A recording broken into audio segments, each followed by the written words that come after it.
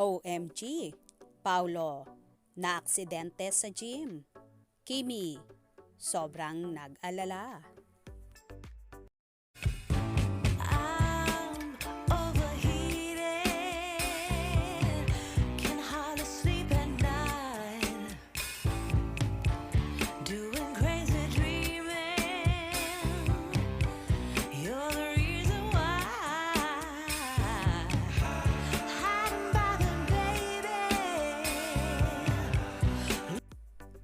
Nagbahagi ang kapamilya aktor at isa sa bida ng seryeng What's Wrong with Secretary Kim na si Paulo Avellino sa kanyang Instagram ng short video at may caption na, "Huling sandali, bago magsakuna. Dislocated my shoulder attempting my PR for power snatches. I am all good now. Thank you sa nurses and doctors of Makati Med and also sa mga pogi na classmates ko sa gym, especially at Red Espiritu."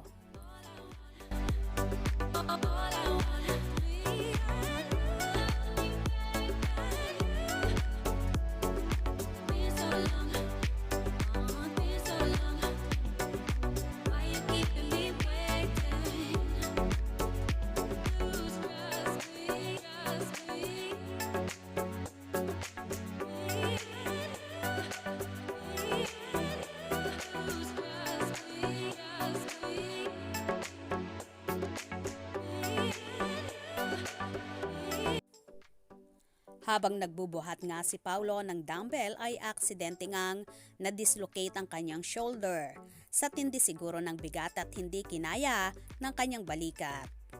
Anyway, nagpasalamat naman si Paulo sa mga doctors at nurses sa Makati Medical Center kung saan siya binigyan ng lunas.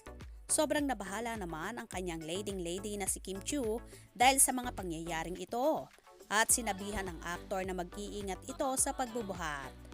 Hindi man ito isinasa publiko ang pag-aalaga at pag-aalala ng dalaga sa aktor. Syempre, through messages na lang ang lahat ng ito. Sinasabi nga ganyan naman sila mag-alaga sa isa't isa na kahit nga kapag si Kim naman ang nao-ospital ay todo rin ang pag-aalagang ginagawa ni Paulo sa aktres.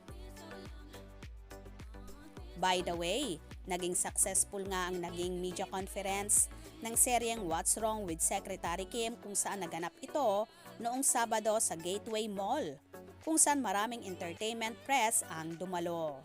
Marami naman ang kinilig sa kulitan ni Kim at Paulo na kitang-kita ang sweetness.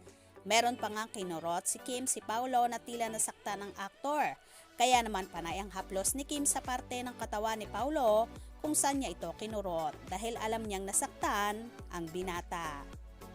Baliwala naman ito kay Paulo dahil okay lang naman siya kapag si Kimi ang gumagawa noon sa kanya.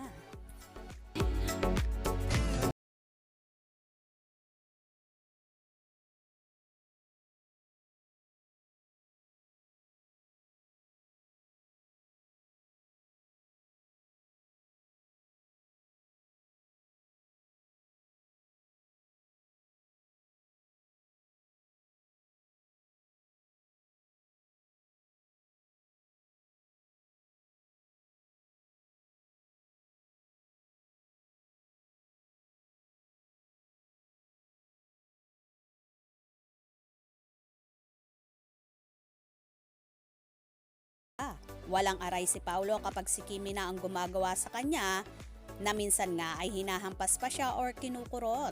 Ito marahil ang love language ni Kim para kay Paulo. Kaya naman tumutok at wag na wag pahuhulis sa mga maiinit na kaganapan. Ano ang inyong magiging reaksyon sa bidyong ito? Comment below.